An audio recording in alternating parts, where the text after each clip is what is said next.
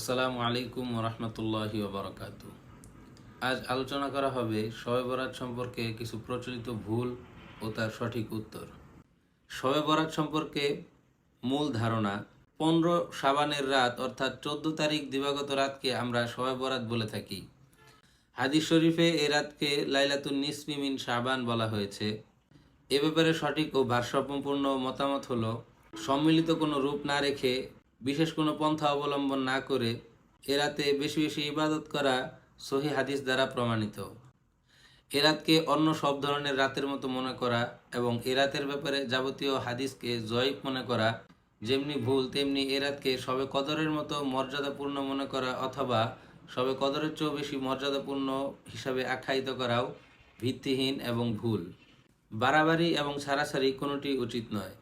যতটুকু ফজিলত প্রমাণিত ঠিক ততটুকুই আদায় করা উচিত এবং এ কেন্দ্রিক যাবতীয় বেদাত পরিহার করা উচিত।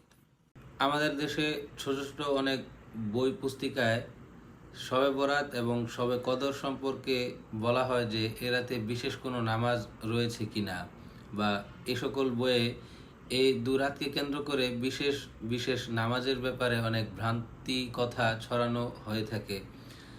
সে বিষয়ে অনেকের মনে প্রশ্ন থাকে যে এই দুরাতকে কেন্দ্র করে বিশেষ কোনো নামাজ বা বিশেষ পদ্ধতির কোনো নামাজ রয়েছে কিনা।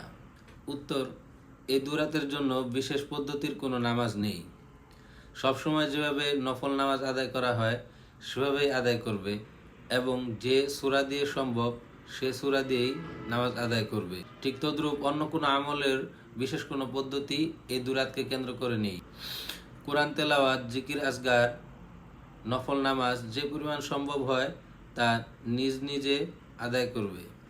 বিভিন্ন বই পুস্তিকায় যে ভুলগুলো ছড়ানো হয়েছে যে এত এত রাকাত পড়তে হবে এবং এই রাকাতগুলোতে এই সূরা পড়তে হবে, এগুলো নিতান্তই ভুল এবং এগুলো একটিও সঠিক নয়। হাদিস শরীফে এরকম কোনো নিয়ম নেই এবং এগুলো মানুষের মন গড়া কথা ছাড়া আর কিছুই নয়।